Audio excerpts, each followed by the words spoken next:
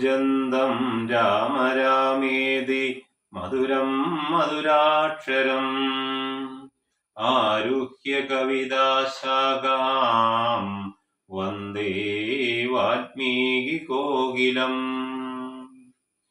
മനോജവം മാരുതതുല്യവേഗം ജിതേന്ദ്രിയം ബുദ്ധിമതാം വരിഷ്ടം വാദാത്മജം വാനരയൂഥമുഖ്യം ശ്രീരാമദൂതം ശിരസാ നമാമി. ഹരി ഓം. ഹരി ഓം.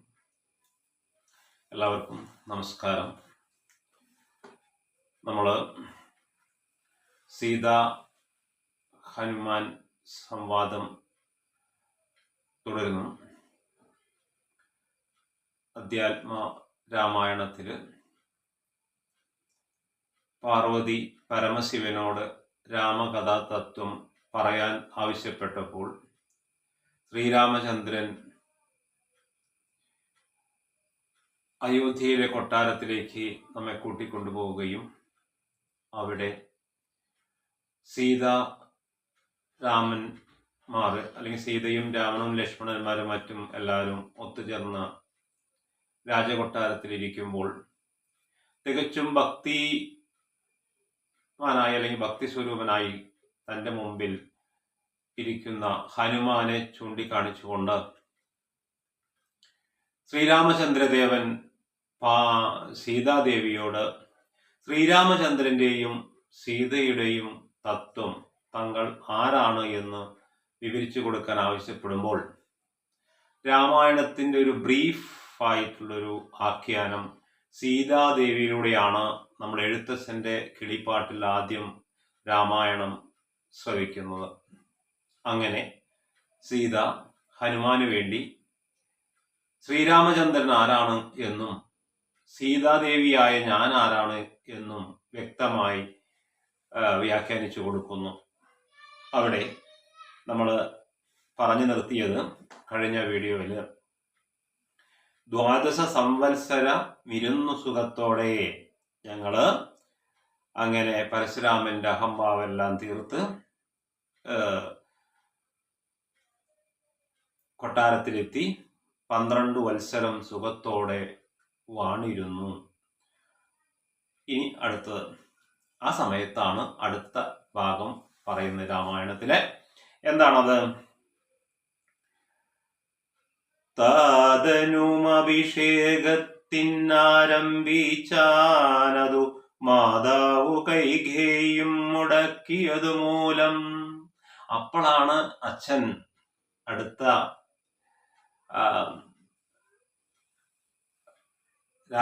അല്ലെങ്കിൽ അടുത്ത രാജകുമാരനായി അഭിഷേകം ചെയ്യുന്നതിന് വേണ്ടി രാമന് വേണ്ടി രാജകുമാരനായ അഭിഷേക ചടങ്ങുകളെല്ലാം ആരംഭിക്കാൻ അതിന് വേണ്ടതായ കാര്യങ്ങളെല്ലാം ചെയ്യാൻ തുടങ്ങിയത്. അപ്പോഴാണ് പറയുന്നത് താതനും അഭിഷേകം എന്ന് പറഞ്ഞാൽ താതനും അഭിഷേകത്തിന്റെ വേണ്ട സംഭാരങ്ങളൊക്കെ ഒരുക്കാൻ തുടങ്ങി. അപ്പോഴാണല്ലോ ഈ ദശരഥ രാജാവിന് 3 ഭാര്യമാരുണ്ടായിരുന്നു അല്ലെ? കൗസല്യയും കൈകേയിയും സുമിത്രയും. അതിൽ എന്തോ നമുക്കറിയാം, രാമായണം പഠനം നടത്തിയവർക്ക് 3 ഭാര്യമാരിൽ വെച്ച് ഏറ്റവും കൂടുതൽ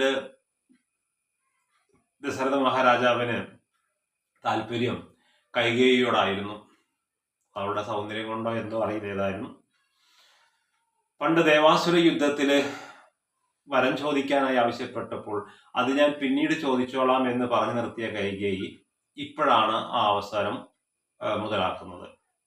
അങ്ങനെ അവൾ ആവശ്യപ്പെടുന്നു, താങ്കൾ കൗസല്യയുടെ പുത്രനായ രാമന് അഭിഷേകം ചെയ്യാൻ വേണ്ടുന്ന കാര്യങ്ങളൊക്കെ തുടങ്ങാൻ പോവുകയാണെങ്കിൽ, രാജകുമാരൻ അഭിഷേകം ചെയ്യാൻ പോവുകയാണെങ്കിൽ ഞാനൊരു കാര്യം ആവശ്യപ്പെടുന്നു. അങ്ങനെയാണെങ്കിൽ ഇവിടെ അത് മന്ദരയുടെ പ്രേരണയെ കൊണ്ട് നമുക്ക് കൂടുതൽ ഡീറ്റെയിൽ ആയിട്ട് അറിയാം. ഇവിടെ ആ അഭിഷേകം നടക്കുക എൻ്റെ മകനായ ഭരതന് വേണ്ടിയിട്ടായിരിക്കും എന്ന് വാശി പിടിക്കുകയും തുടർന്ന് ദശരഥന് നിർവാഹമില്ലാതെ കീഴ്പ്പെടുകയൊക്കെ ചെയ്യേണ്ടി വന്നു. അത് നമുക്ക് രാമകഥ കൂടുതലായിട്ട് അറിയുന്നവരുണ്ട്.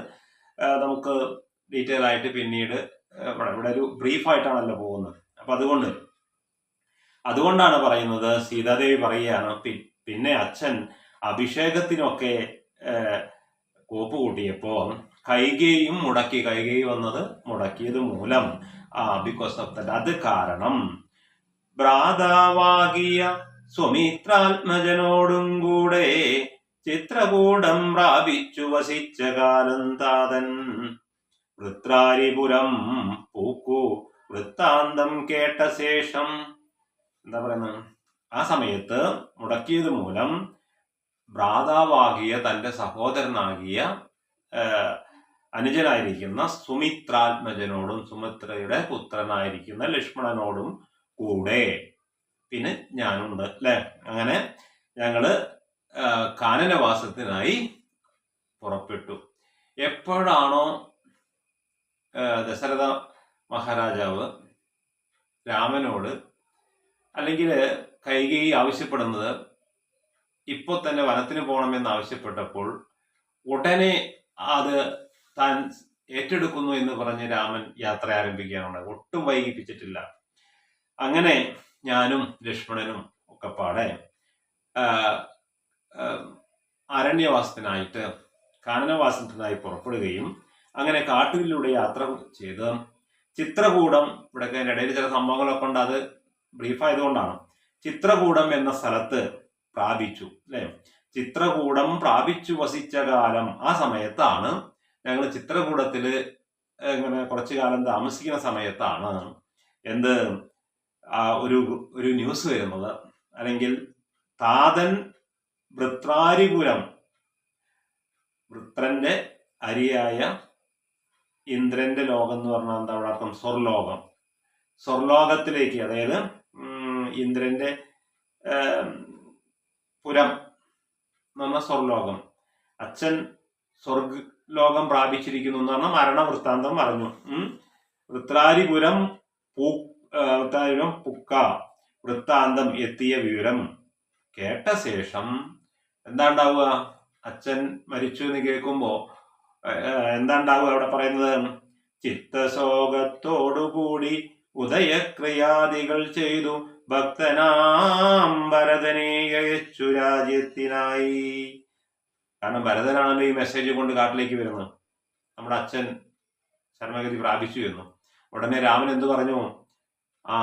എങ്കിൽ നീ തന്നെ തിരിച്ച് കൊട്ടാരത്തിൽ പോയി യുവരാജാവായി നീ കാര്യനിർവഹണമൊക്കെ ചെയ്യണമെന്ന് രാമൻ തന്നെ ഭരതനോട് ആവശ്യപ്പെടുകയാണ്.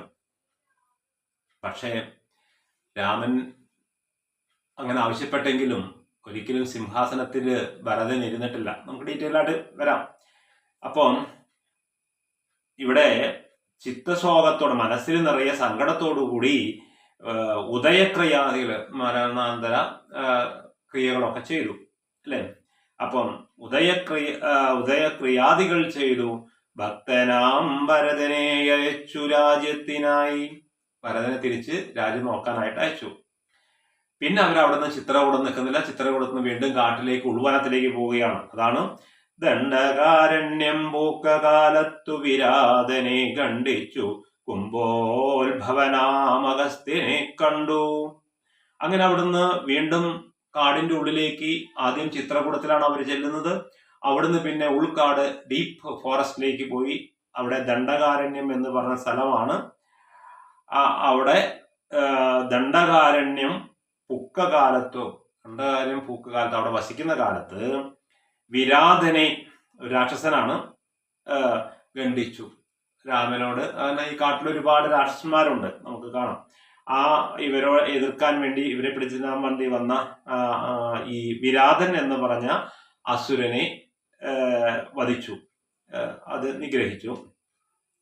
എന്നിട്ട് എന്ത് ചെയ്തു? പിന്നീട് കുംഭോത്ഭവനാമഗസ്ത്യനെ കണ്ടു. കുംഭോത്ഭവൻ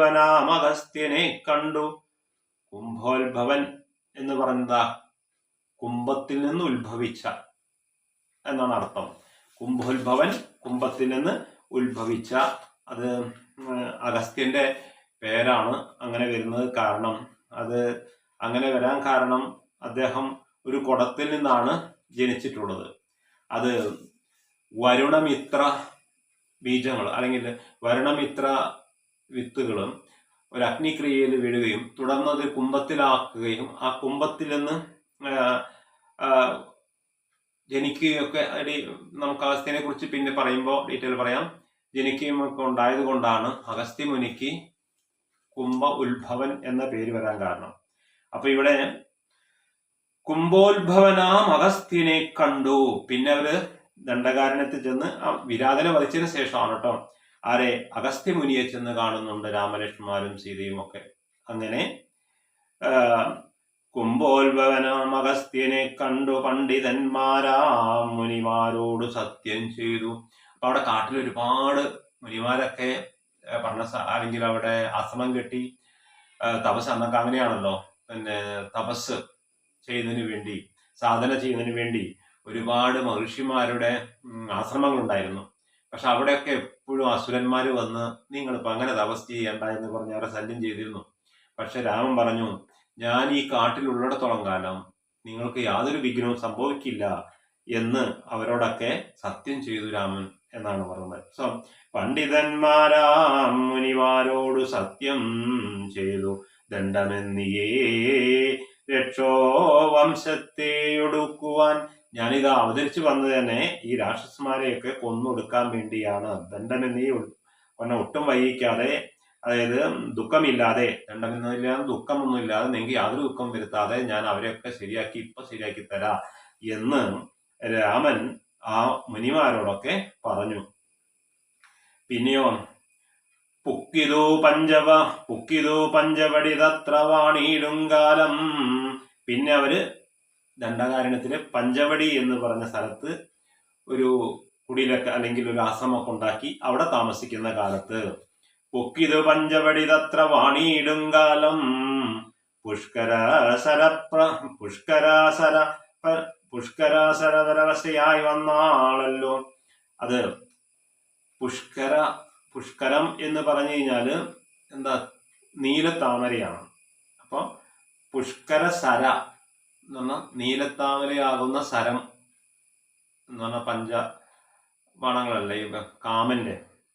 അപ്പോ അങ്ങനെയുള്ള സര പരവശയായി എന്ന് പറഞ്ഞാൽ കാമദേവനാൽ സന്നിവേശിക്കപ്പെട്ട് കാമാവേശത്താല് കാമം പൂണ്ട് വന്നാളല്ലോ. ആരാണ് വന്നത്? ഈ കാമൻ ബാധിച്ച് പിന്നെ കാമഭ്രാന്തിയില് ഓടിപ്പാഞ്ഞു വരുന്നുണ്ടല്ലോ, വന്നാളല്ലോ. രക്ഷോനായകനുടെ സോദരി ശൂർപ്പണഖ നിങ്ങൾ കേട്ടിട്ടില്ലേ? അപ്പോഴാണ് ഈ നായകൻ അല്ലെങ്കിൽ രാക്ഷസന്മാരുടെ നായകനായിരിക്കുന്ന രാവണന്റെ സോദരിയായിരിക്കുന്ന ശൂർപ്പണഖ നിങ്ങൾക്കറിയാം. ഈ ശൂർപ്പണഖ എന്നുള്ളത് തന്നെ നമുക്ക് രണ്ട് വാക്കുകൾ കൂടി ചേർന്ന പദമാണ് ശൂർപ്പണഖ എന്നുള്ളത്. അത് ശൂർപ്പം പ്ലസ് നഖം കൂടുമ്പോഴാണ് ശൂർപ്പണഖ എന്ന് വരുന്നത്. എന്ന് പറഞ്ഞ അർത്ഥം പദം ചെയ്യുമ്പോൾ ശൂർപ്പം എന്ന് പറഞ്ഞാൽ നമ്മുടെ നാട്ടിൻ പ്രദേശം, ഇപ്പൊ പറഞ്ഞാൽ അറിയില്ല, നാട്ടിൻ പ്രദേശങ്ങളൊക്കെ നെല്ല് ചേരാനൊക്കെ ഉപയോഗിക്കുന്ന മുറ, പിന്നെ നഖവും. അപ്പൊ എന്താ അർത്ഥം? ഇങ്ങനെ പരന്ന മുറത്തിന്റെ ആകൃതിയിൽ നഖമുള്ള, മാംസഭോജിയാണല്ലോ, അങ്ങനെ നഖമുള്ള രാക്ഷസി, അതാണ് ശൂർപ്പണഖയുടെ അർത്ഥം എന്നുള്ളത്. അപ്പൊ ശൂർപ്പം പ്ലസ് നഖം കൂടുമ്പോൾ ശൂർപ്പണഖ. അങ്ങനെയുള്ള കാണുമ്പോൾ തന്നെ ബീഭത്സം തോന്നുന്ന, പേടി തോന്നുന്ന ശൂർപ്പണഖ പാഞ്ഞെടുത്തു ഇവരുടെ നേരെ അടുത്തേക്ക് വന്നു. ഇവരുടെ അതിന് മുന്നത്തെ പേര് മീനാക്ഷി എന്നായിരുന്നു. മീനാക്ഷി എന്ന് പറഞ്ഞാൽ മീനിന്റെ കണ്ണുകളോടൊത്തവൾ. അന്ന് നല്ല സൗന്ദര്യമുള്ള കണ്ണായിരുന്നു. പിന്നെയാണ് അത് മുറം പോലെയുള്ള പരന്ന കണ്ണുകളായി അല്ലെങ്കിൽ നഖമാക്കി മാറി രാക്ഷസ രൂപിയായിട്ട് മാറി വന്നിട്ടുള്ളത്. അപ്പോ ഇങ്ങനെ വിരൂപിയായിരിക്കുന്ന രാക്ഷസി ആയിരിക്കുന്ന ശൂർപ്പണ, രാവണന്റെ പെങ്ങള് രാമലക്ഷ്മണന്മാരുടെ നേരെ വരികയുണ്ടായി. അവളുടെ വാന അല്ലെങ്കിൽ വാസസ്ഥലമായിരുന്നു ഇവിടെ. അപ്പം രക്ഷോനായകനുടെ സോദരി ശൂർപ്പണഖ ലക്ഷ്മണൻ അവളുടെ നാസികാച്ഛേദം ചെയ്തു. ലക്ഷ്മണൻ അവളുടെ നാസികാച്ഛേദം ചെയ്തു. ഇവിടെ എഴുത്തച്ഛൻ എന്താ പറഞ്ഞത്? അവളുടെ മൂക്ക് ഖണ്ഡിച്ചു, അല്ലെങ്കിൽ മൂക്ക് അറുത്തു. ഇവിടെ സാധാരണ ഉപയോഗിക്കുന്ന മൂക്കും മുലയും എന്ന് പറഞ്ഞ പദം ഇവിടെ വന്നിട്ടില്ല. അപ്പോ ലക്ഷ്മണൻ അവളുടെ നാസികാച്ഛേദം ചെയ്തു. മൂക്ക് അറുത്താൽ തന്നെ അവള് വിരൂപിയായല്ലോ, അവളെ എല്ലാ ബ്യൂട്ടിയും പോയല്ലോ, സൗന്ദര്യം പോയില്ല. അപ്പോ ഇവിടെ ഒരു വിരൂപിയാക്കി വിടാന്ന് വിചാരിച്ച് ലക്ഷ്മണൻ അവളുടെ മൂക്ക് ഖണ്ഡിച്ചു, അല്ലെങ്കിൽ അറുത്തു. ദെൻ അവള് കാമാസക്തിയായിട്ടാണ് വന്നത്. ഡീറ്റെയിൽ ആയിട്ട് നമുക്ക് പഠിക്കാം. ദെൻ ലക്ഷ്മണൻ അവളുടെ നാസികാച്ഛേദം ചെയ്തു. ഉന്നതനായകരൻ കോപിച്ചു. യുദ്ധത്തിനായി വന്നിതു 14 സഹസ്രം പടയോടും. അപ്പോഴാണ് ഈ ശൂർപ്പണഖയുടെ കസിൻ ബ്രദർമാരുണ്ട്, ഒരു 3 പേര്. നേരെ സഹോദരന്മാരല്ല എന്ന് പറയുന്നു, എങ്കിലും രാവണന്റെയും അതുപോലെ നമ്മുടെ ശൂർപ്പണഖയുടെയും സഹോദരന്മാരാണ് ഖരദൂഷണ ത്രിസരസ് 3 പേര്. അവര് അപ്പോൾ ശേഷം ചോദിക്കാനായിട്ട് അടുത്ത് ഖരൻ എന്ന് പറഞ്ഞ അസുരൻ വരികയാണ്. ശൂർപ്പണഖയ്ക്ക് കിട്ടേണ്ടത് കിട്ടി, തിരിച്ചുപോയി. അപ്പോ ശേഷം ചോദിക്കാൻ അങ്ങനെ നിന്നെ കാണിച്ചോ, വിരൂപിയാക്കിയോ എന്ന് ചോദിച്ചുകൊണ്ട് ഖരദൂഷണ ത്രിസരസ് എന്ന് പറഞ്ഞ 3 അസുരന്മാര് പിന്നെ 1 by 1 ആയിട്ട് വരുന്നുണ്ട്. ഉന്നതനായകരൻ കോപിച്ചു യുദ്ധത്തിനായി വന്നിതു. വെറുതെ അയ്യോടെ അല്ല വന്നത്. എങ്ങനെയാ? 14 സഹസ്രം 14,000 രാക്ഷസന്മാരെ സൈന്യം കൂട്ടിയിട്ടാ വരുന്നത്. അപ്പൊ 14 സഹസ്രം പടയോടും. പക്ഷെ അവരൊക്കെ കൊന്നിതു 3.25 നാഴിക കൊണ്ട് തന്നെ. 3.25 നാഴിക കൊണ്ട് രാമൻ അവരൊക്കെ കൊന്നു എന്നാണ്. പിന്നെ ശൂർപ്പണഖ പോയി രാവണനോട് ചൊന്നാൾ. അത് കഴിഞ്ഞിട്ടാണ് ശൂർപ്പണഖ ഒരു ചെല്ലര്, രാവണ ഈ വലിയ രാക്ഷസനായിട്ട് അല്ലെങ്കിൽ രാക്ഷസന്റെ രാജാവായിട്ടൊക്കെ അങ്ങനെ ഇരുന്നു, പക്ഷെ എന്നെ ഈ കോലത്തിലാക്കിയത് നീ കണ്ടില്ലേ? നിനക്ക് അവരോടൊന്ന് ശേഷം ചോദിച്ചൂടെ എന്നൊക്കെ അവിടെ വേറെ ചില നുണകളൊക്കെ ശൂർപ്പണഖ പറയുന്നുണ്ട്. അത് രാമായണ വ്യാഖ്യാനത്തിൽ നമുക്ക് കുറച്ചുകൂടി മുന്നിലേക്ക് പോകുമ്പോൾ പറയാം. ദെൻ പിന്നെ ശൂർപ്പണഖ പോയി രാവണനോട് ചൊന്നാൾ. എന്താ? അവിടെ വന്ന് പറഞ്ഞു. ചൊന്നാൾ എന്താണെന്നുള്ളത് നമുക്ക് ഡീറ്റെയിൽ പിന്നെ പറയാം. എന്തൊക്കെയോ ചെന്ന് പറഞ്ഞു കോപ്പം കോഴിക്കുട്ടി. ഉടനെ രാവണൻ യുദ്ധത്തിനായി വന്നു. അല്ലേ? എങ്ങനെയാ? ആദ്യം വരുന്നതിന് മുമ്പ് ഒരു ഹിന്റ് മുന്നിലേക്ക് അയക്കുന്നുണ്ട്. ഞാൻ യുദ്ധത്തിന് വരുന്നുണ്ട്, അതിനായിട്ട് മായയാ പൊന്മാനായി വന്നോരു മാരിജൻ തന്നെ സായകം പ്രയോഗിച്ചു സൽഗതി കൊടുത്തപ്പോൾ. രാവണൻ വരുന്നതിന് മുമ്പേ രാവണൻ ഒരു സൂത്രം ഉപയോഗിച്ചു. എന്താണ്? മായയ, ഒറിജിനൽ അല്ലാതെ. ഈ എഴുത്തച്ഛൻ കൂടെ ഉപയോഗിക്കുന്ന ഒരു വാക്കാണ് മായയ എന്ന്. ഉള്ളതില്ല എന്നും ഇല്ലാത്തതുണ്ട് എന്നും തോന്നിക്കുന്ന ആ മാനസിക വിഭ്രാന്തിക്കാണ് ശരിക്കും മായ എന്ന് പറയുന്നത്. അപ്പൊ ഇവിടെ മായ പൊന്മാനായി വന്ന ഒരു മാനിന്റെ വേഷം ധരിച്ചിട്ട് വരികയാണ്. ആരാ? മാരിജൻ, സുബാഹു ഒക്കെ ആശ്രമമാരെ നിങ്ങൾക്ക് അറിയാം, നമുക്ക് പരിചയപ്പെടാം. ആരാ? വന്ന ഒരു മാരിജനാണ് വേഷം മാറിയിട്ട് വന്നത്. അസുരൻ എന്ത് രൂപത്തിലാ വന്നത്? നല്ല പൊന്മാനായിട്ട്. ഈ സ്വർണം കണ്ടാല് പൊതുവെ സ്ത്രീകൾക്ക് അന്നും ഇന്നും ഭയങ്കര എന്താ പറയാ ഭ്രമമാണല്ലോ. അപ്പോ സീതാദേവി പോലും അതിൽ ഭ്രമിച്ചു എന്നാണ് ഇവിടെ പറയുന്നത്.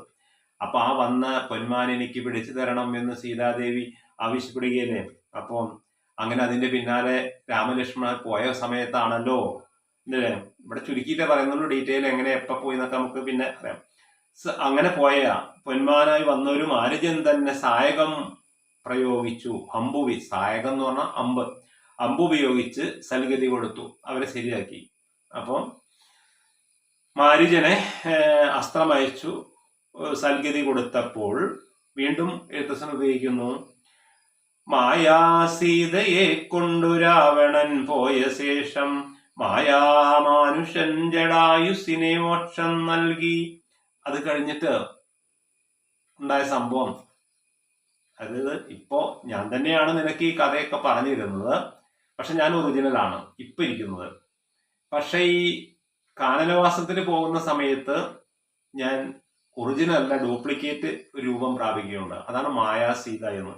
അപ്പോ മായാസീതയെ കൊണ്ടു രാവണൻ, അപ്പൊ ആ സമയത്ത് നിങ്ങൾക്കറിയാം സന്യാസി വേഷമൊക്കെ കൊണ്ട് ഒരു വേഷപ്രച്ഛന്നനായി വന്ന രാവണൻ കയറി വരികയും സീതയെ കട്ടുകൊണ്ടുപോയതൊക്കെ എങ്ങനെ നമുക്കറിയാം. സീതയെ കട്ടുകൊണ്ട് രാവണൻ പോയ ശേഷം, ഇവിടെ ഞാൻ പറഞ്ഞില്ലേ രാമകഥ ഒന്ന് ചുരുക്കി ബ്രീഫായിട്ടാണ് സീത ഹനുമാനെ പറഞ്ഞു കൊടുക്കുന്നത്. ഡീറ്റെയിൽ ആയിട്ട് നമുക്ക് പിന്നെ വരുന്നുണ്ട്. പരമശിവൻ തന്നെ കഥ വ്യാഖ്യാനിക്കുമ്പോൾ ഡീറ്റെയിൽ ആയിട്ട് ഇതൊക്കെ ആരാന്താ പറയുന്നുണ്ട് പോരാ. ഇതിനെക്കാട്ടും ഡീറ്റെയിൽ ആയിട്ട് നമുക്ക് വാൽമീകി രാമായണത്തിലും ഉണ്ട്. ഇതിന്റെ ഒറിജിനൽ മൂലഗ്രന്ഥം എന്ന് പറയുന്നത് വാൽമീകി രാമായണം. ഒറിജിനൽ രാമനെയും സീതയും ഒക്കെ കാണണമെങ്കിൽ നമുക്ക് വാൽമീകി രാമായണം പഠിക്കുക നിർവാഹമുള്ളൂ. പക്ഷെ അത് സംസ്കൃതത്തിലായതുകൊണ്ട് പലരും അതിലേക്ക് തിരിഞ്ഞു നോക്കാറില്ല. പിന്നെ പ്രത്യേകിച്ച് മലയാളികൾക്ക്, കേരളക്കാരെ സംബന്ധിച്ചോളം രാമായണ മാസം എന്നൊരു മാസമുണ്ട്. ഇങ്ങനെ രാമായണ മാസം എന്നൊരു മാസമുണ്ട്. സത്യം പറഞ്ഞാൽ മറ്റു സ്റ്റേറ്റുകാർക്കൊന്നും അതില്ല. രാമായണ മാസത്തിലെങ്കിലും രാമായണം ഒന്ന് എടുത്ത് നമ്മൾ വായിക്കാൻ വേണ്ടി ഒരു മാസം, ഈ രാമായണ മാസം കഴിയുന്നതിന് മുന്നേ ഇതൊക്കെ തീർക്കണം എന്നൊക്കെ ചില ആൾക്കാർ ചിന്തിക്കാറുണ്ട്. അതിലൊന്നും ഒന്നുമില്ല കേട്ടോ. കാരണം രാമായണം എന്നും നമുക്ക് പാരായണം ചെയ്യാം, എന്നും നമുക്ക് വിശകലനത്തോടു കൂടി ചർച്ച വിധേയമാക്കാം. ഒരു രാമായണ വിദ്യുത് സദസ്സൊക്കെ സംഘടിപ്പിക്കുക, അവിടെ വെച്ച് ഇങ്ങനെ വെറുതെയാണ് പാഞ്ഞു പോകാതെ ഇതിന്റെ അർത്ഥവ്യാഖ്യാനത്തോടൊക്കെ മനസ്സിലാക്കുക. സൂർപ്പണക എന്ന് അത് അർത്ഥവ്യാഖ്യാനത്തോടെ മനസ്സിലായ പിന്നെ ജന്മാരും മറക്കില്ല അങ്ങനത്തെ കാര്യങ്ങളൊക്കെ. അപ്പൊ അങ്ങനെ ഒറിജിനൽ രാമായണം ആണ് നമ്മൾ മനസ്സിലാക്കി പഠിക്കേണ്ടത്. പിന്നെ ഞാൻ പറഞ്ഞല്ലോ, നമ്മുടെ എഴുത്തച്ഛൻ ഇതിനെ ഭക്തിക്ക് കുറച്ച് അമിത പ്രാധാന്യം നൽകിയത് കൊണ്ട് ഭക്തി രൂപത്തിലാണ് ഇതിലെ വാക്യങ്ങളൊക്കെ അധികം ഉപയോഗിക്കുന്നത്. അപ്പം മായാ സീതയെ കൊണ്ടു രാവണൻ പോയ ശേഷം മായാമാനുഷൻ, അങ്ങനെ പോകുന്ന സമയത്ത് മായാമാനുഷൻ, വീണ്ടും പറയുന്നു മായാരൂപം ധരിച്ച് ശ്രീരാമനാകുന്ന ഒറിജിനൽ ശ്രീരാമന്റെ ഒറിജിനൽ മഹാവിഷ്ണുവിന്റെ അവതാരമാണല്ലോ. അതുകൊണ്ട് മനുഷ്യൻ മായാരൂപത്തിൽ അല്ലെങ്കിൽ മനുഷ്യന്റെ രൂപത്തിൽ അവതരിച്ചു എന്ന് പറഞ്ഞാൽ മഹാവിഷ്ണുവിനെ സംബന്ധിച്ചോളം അതൊരു പ്രച്ഛന്ന വേഷമായി വന്നതാണ്.